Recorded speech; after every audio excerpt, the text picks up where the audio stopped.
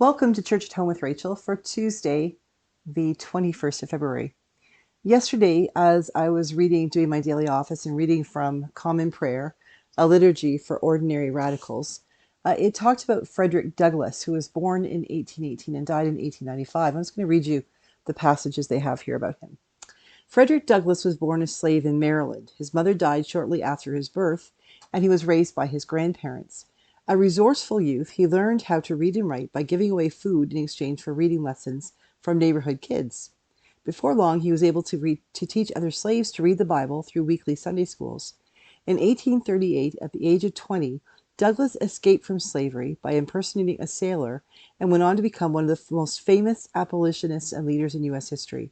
He was a firm believer in the equality of all people, whether black, female, Native American, or recent immigrant.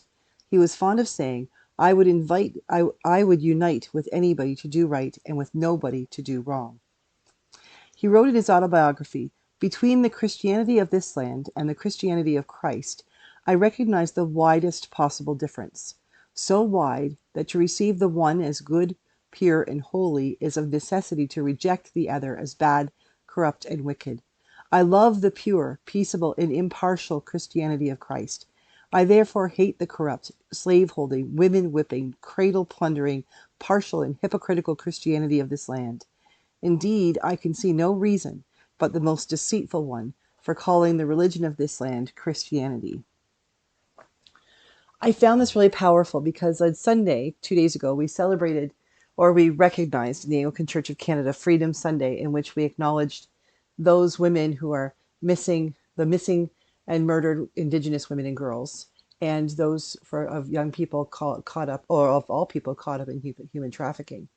And this idea that somehow our world has moved beyond what was known as slavery, whether it was the black slaves in the States or it was how we treated our Indigenous peoples in Canada, that somehow our society has graduated somehow. Our Christianity has evolved such that we don't acknowledge or we don't do those things.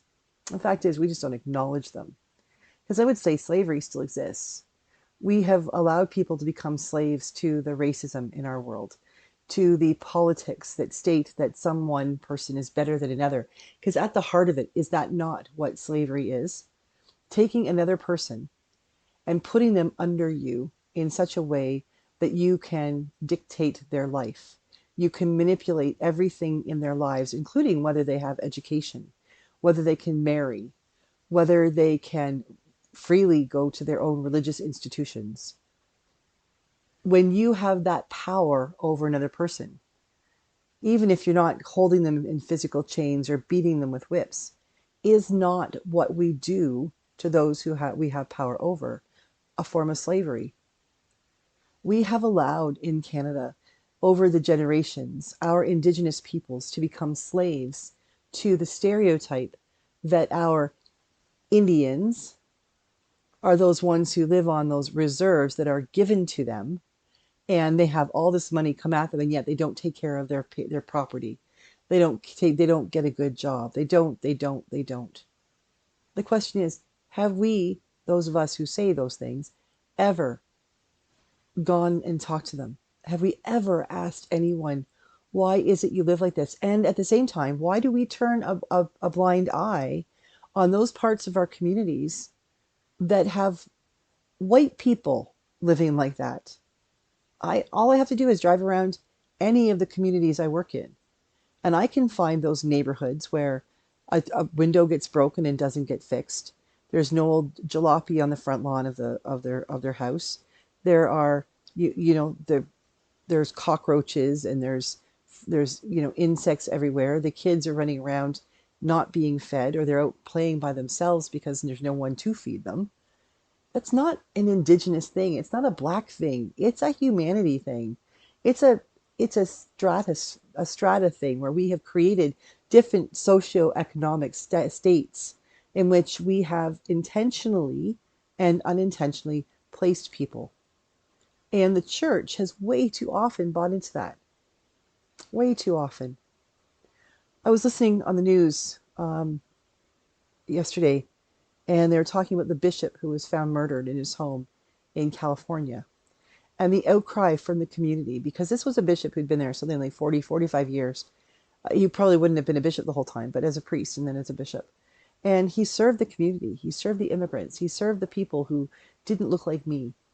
He was loved for his advocacy. And, hopefully they'll find the person who shot him. But the reality is that the church, indeed, as an institution, has done horrible things.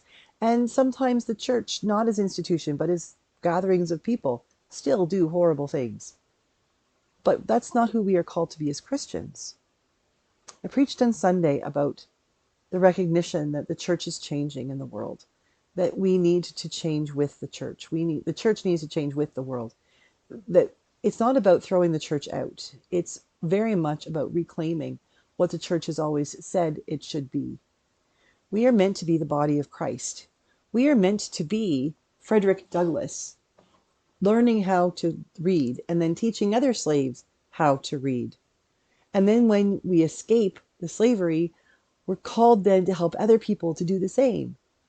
And sometimes it feels like our institutions, the church, our schools, the different things, even the service groups that we have, we perpetuate the same. We don't change anything.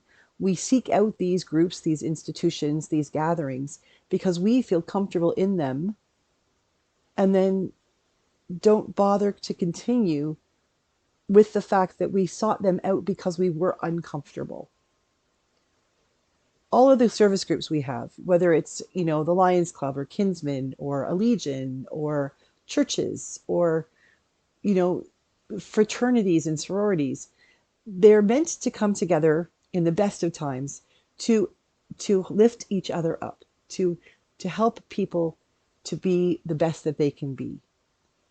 The fact is, though, that when those institutions or those groups start to be more about their policies and more about their intake of new members than they are about what originally spurred them on to begin in the beginning, then they become just like those institutions that end up pushing slavery in its new forms, because they close the doors on a different idea. They close the doors on the possibilities that they might be called to move forward to. And that's not okay. As I record this, Jimmy Carter is in hospice. And I'm not an American, so I remember Jimmy Carter as a kid because he was president when I was a little girl, and I remember lots of bad press about him. But then as I got older, started understanding that in many ways he did a lot of really good work, and he didn't say I need the credit for it. He was willing to give Reagan the credit for the hostages being released, when I do believe that Reagan really hadn't been in office for very long when that happened. He was willing to let other people do their work, and he encouraged them to do their work so that the right work could be done. And look at Habitat for Humanity. I mean, I've known about Habitat for Humanity in every community I've lived in across this country, and that's in Canada. The work he has done to ensure that individual families have a place that they can live, where they can feel that they have a safe place to be, and then a safe place to grow from. That's what Christianity at work looks like, even if it's not Christianity.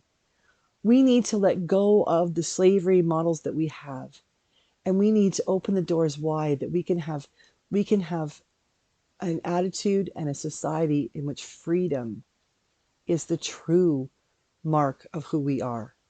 Not freedom to have more than somebody else, but freedom to encourage and freedom to be encouraged. Not to put other people down, but to be like Frederick Douglass, to learn, to teach, and then do something about it, and never quit. That's what I think that we need to learn from Jimmy Carter and Frederick Douglass, and from those people who are feeling like they are slaves in a world in which slavery has been abolished. It hasn't. We still have work to do. And the church, in its best sense of being church, is the perfect place to begin that work. Have a great day. God bless you, and I will see you again tomorrow for our Ash Wednesday Church at Home. God bless.